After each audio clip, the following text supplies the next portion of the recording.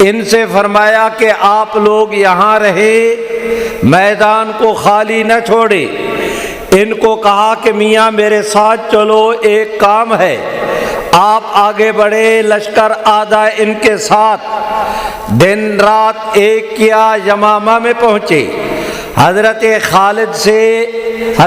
خالد نے اکرمہ شرابیل ابن حسنہ سے مشاورت کی۔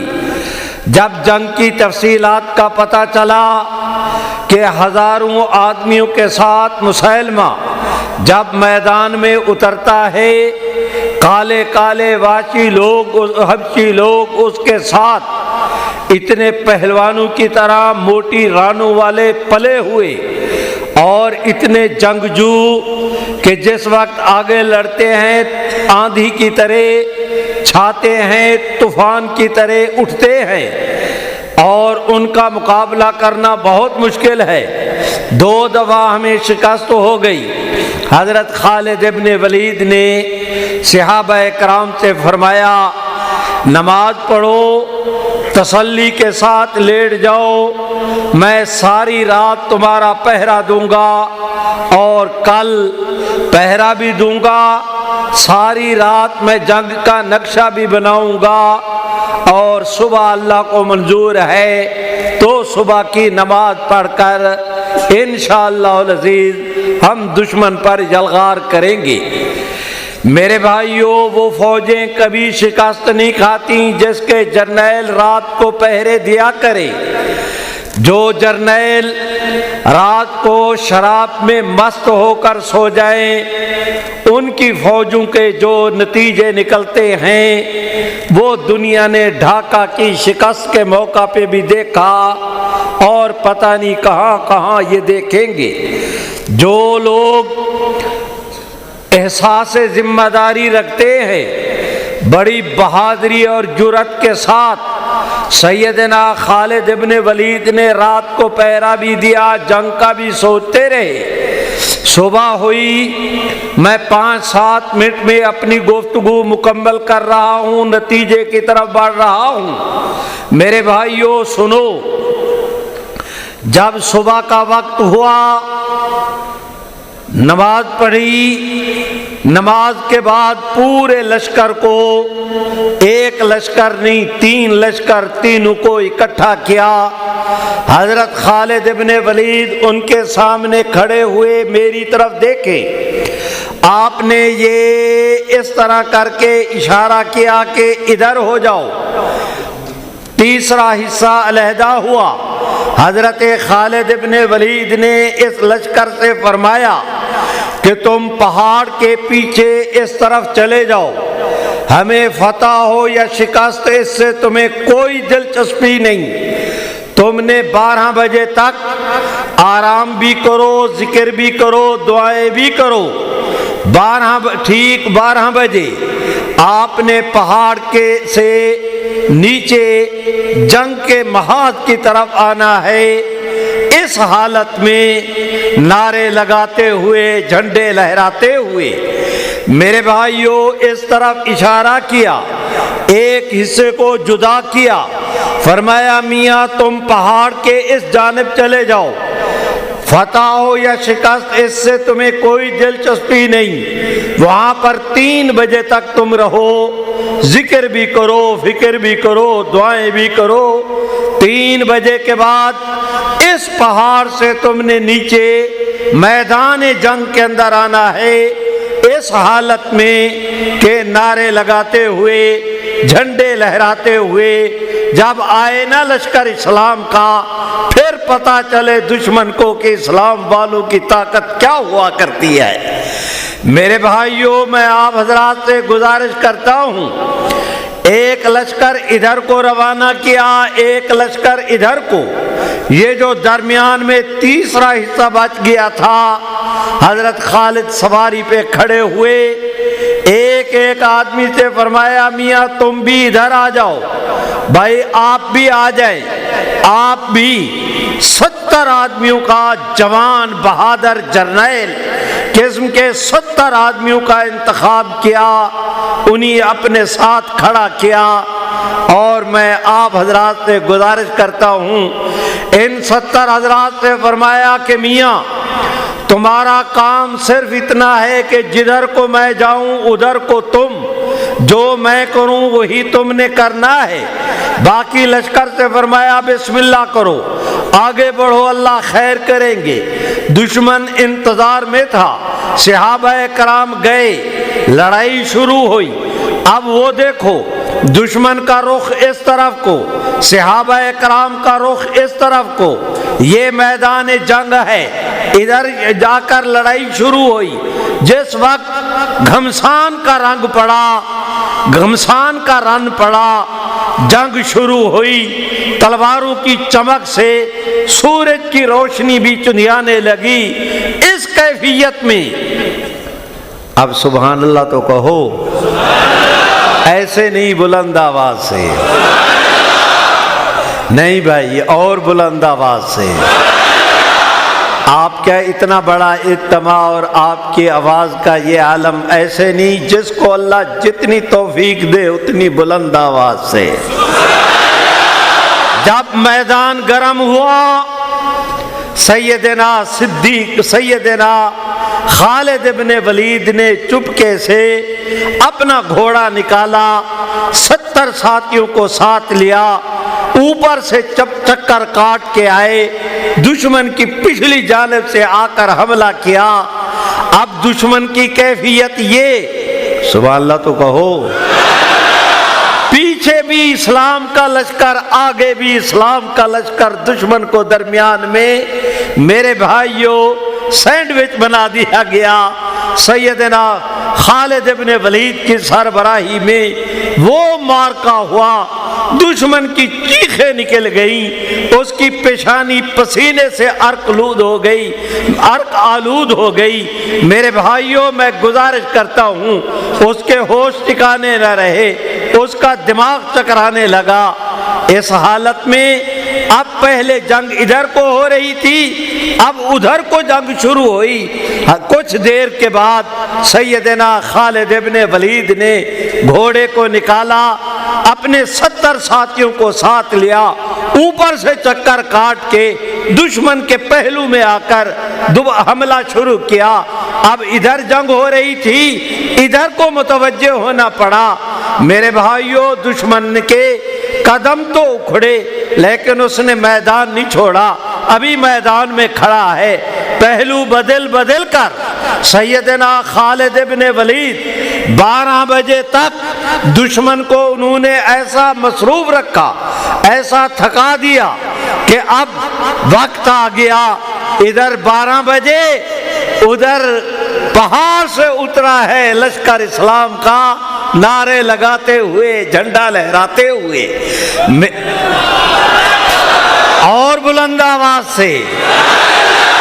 میرے بھائیوں اب دشمن نے جس وقت یہ دیکھا کہ مسلمانوں کی ایک اور فوج آ گئی، وہ چکرایا، صحابہ کرام کو تسلی ہوئی، جنگ ہوئی اور خوب مارکا بپا ہوا۔ ابھی 3 بجے تک انہوں نے مار کے اس کا کچومر نکالا۔ اب بجے ہیں نا 3، ادھر سے پہاڑ کے اوپر سے اسلام کا لشکر نیچے اترا، جھنڈے لہراتا ہوا، نعرے لگاتا ہوا۔ میرے بھائیوں میں گزارش کرتا ہوں، جس وقت سیدنا خالد ابن ولید کی جنگی ترکیب کے مطابق 3 لشکر یکے بعد دیگرے اکٹھے ہوئے، پہلے صحابہ کرام کی جماعت موجود تھی، اب جو دشمن پر یلغار کی، مسیلمہ مارا گیا، اس کے دست و بازو مارے گئے، انہوں نے فرار کا راستہ اختیار کیا۔ اب صورتحال کو میرے بھائیوں میرے بیان کی روشنی میں آنکھیں بند کر کے اپنے دل، ان آنکھوں کے ساتھ نہیں، اپنی فراست کی آنکھوں کے ساتھ دیکھو کہ وہ کیا منظر ہوگا کہ دشمن نے دوڑ لگائی، صحابہ نے تعاقب کیا، مار کے گاجر مولی کی طرح ان کو ایسے کاٹا کہ جیسے سلاد بنایا جاتا ہے۔ میرے بھائیوں 28,000 آدمی مسیلمہ کے 28,000 آدمی میدان کے اندر کام آئے. اب مسیلمہ اور اس کے ساتھی مر گئے. نتیجے میں باقی ماندہ اس کا جتنا لشکر تھا ان کے لیے فرار کے علاوہ اور کوئی راستہ نہیں تھا. مرتے کیا نہ کرتے. قریب میں ایک بڑا باغ تھا, چمن, جس کی کوہ قامت فلک بوس عمارتیں تھیں, دیواریں تھیں. لشکر اس میں داخل ہوا, دروازہ بند کیا. اب دروازہ بند, لشکر اس باغ میں صحابہ کرام کا یہ لشکر, خالد ابن ولید کا, شرحبیل ابن حسنہ کا, حضرت اکرمہ کا, اندر یہ جا نہیں سکتے اور راستہ کوئی نہیں. دشمن نے دروازہ بند کیا ہوا. میرے بھائیوں, ایک صحابی رسول حضرت سیدنا خالد کی خدمت میں حاضر ہوئے. عرض کی حضرت خدا کے لیے کسی طرح اٹھا کر مجھے دیوار کے اندر پھینک دو. میرا وعدہ رہا میں اکیلا جا کر دروازہ کھولتا ہوں.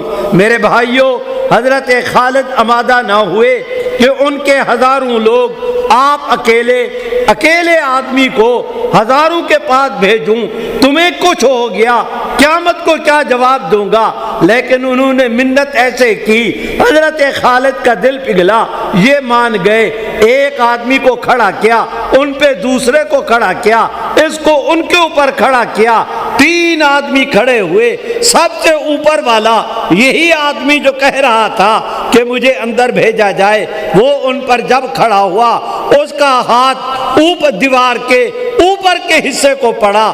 اس نے جیسے کیسے اس کو پکڑا, دیوار پہ چڑھا, تلوار کو سنبھالا, نیچے جمپ لگایا, نیچے گرا. تڑاک کی آواز ہوئی, دشمن جاگا, انہوں نے حملہ کیا. یہ جمپ لگا کے کھڑے ہوئے, انہوں نے تلوار سنبھالی, دشمن کی طرف بڑھنا شروع کیا. جو آتے رہے کٹتے رہے, جو آتے رہے مرتے رہے, جو آتے رہے نیست و نابود ہوتے رہے.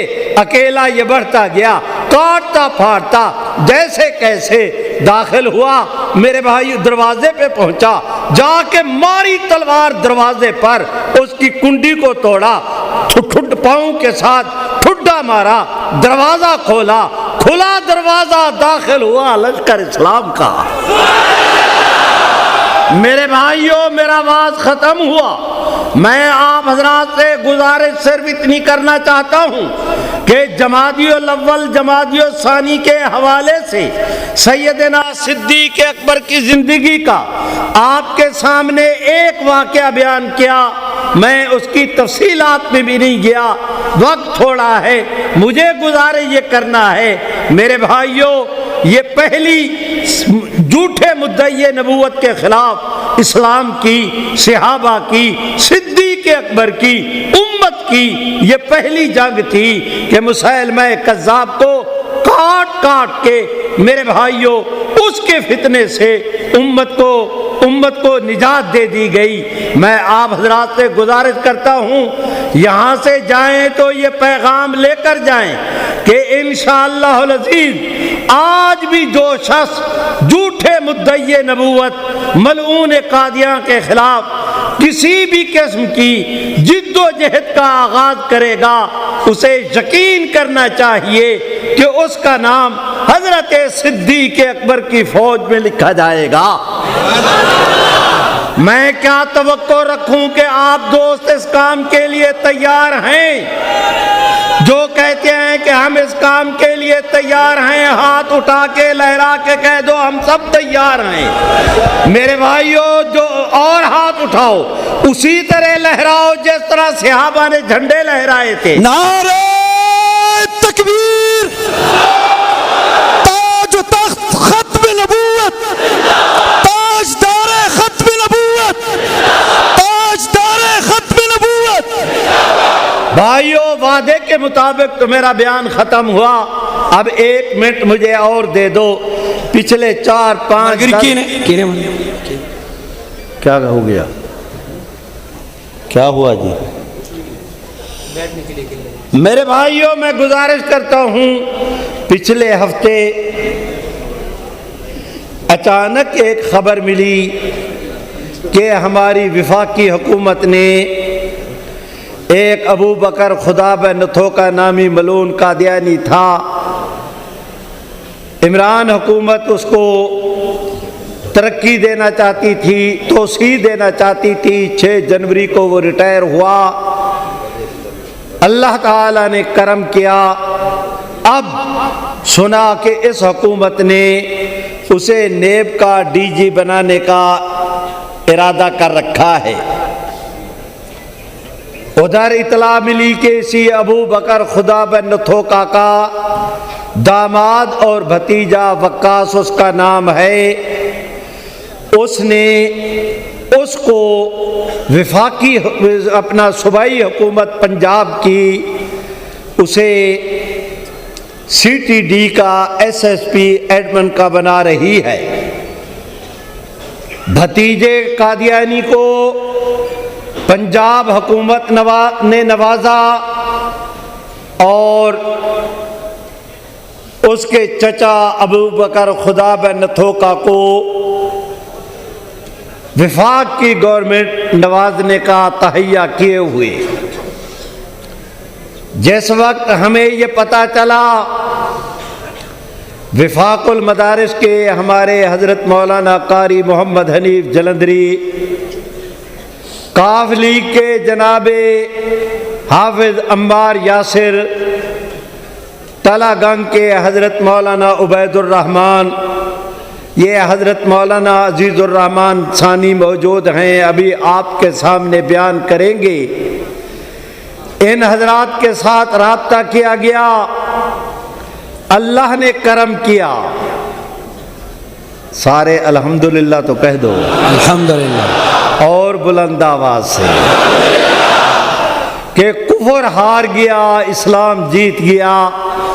ایک دن کی جد و جہد کے بعد اس کا وہ آرڈر کینسل ہوا، اور جہاں کا وہیں پہ پہنچی خاک جہاں کا خمیر تھا، وہ دوبارہ اپنے منصب پر، اپنی سیٹ پر آیا، اور وہ قادیانیوں کی سازش ناکام ہوئی۔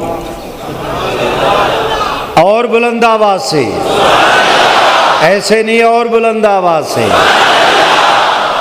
اب مسئلہ تھا وفاقی گورنمنٹ کا۔ ہم نے اپنے مخدوم العلماء حضرت قائد جمعیت حضرت مولانا فضل الرحمن صاحب سے درخواست کی۔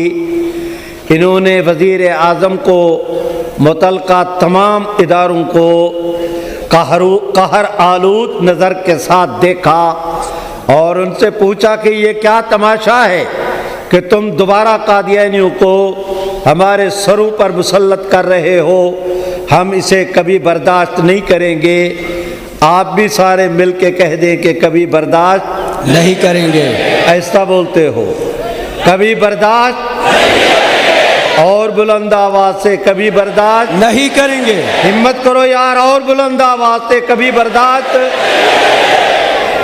میرے بھائیوں، میں درخواست کرتا ہوں، آپ سبحان اللہ تو کہو، سبحان اللہ، نہیں زور سے، سبحان اللہ۔ آپ کو یہ جان کر خوشی ہوگی کہ مولانا کی ایک للکار سے ایسا منظر قائم ہوا کہ حق آیا، باطل بھاگ گیا، قادیانیت نے شکست کھائی، اللہ نے اسلام کو فتح دکھائی۔ نعرہ تکبیر، نعرہ تکبیر۔ قائد جمعیت حضرت مولانا فضل الرحمن، زندہ ہے جمعیت، زندہ ہے جمعیت، مفتی کی جمعیت، سندھی کی جمعیت، میں آپ مالٹا کی جمعیت، پانی پت کی جمعیت، دیوبند کی جمعیت، نعرہ تکبیر۔ میرے بھائیوں، میں آپ حضرات سے گزارش کرتا ہوں، ہمت کرو، آگے بڑھو۔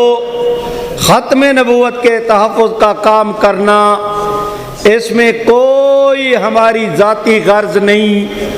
عقیدہ ختم نبوت کے تحفظ کی خدمت کرنا، اس سے کوئی سیاسی مفاد اٹھانا، اس کو اپنے ذاتی اغراض کے لیے استعمال کرنا، دنیا کے مفاد کے لیے استعمال کرنا ہم اسے حرام سمجھتے ہیں۔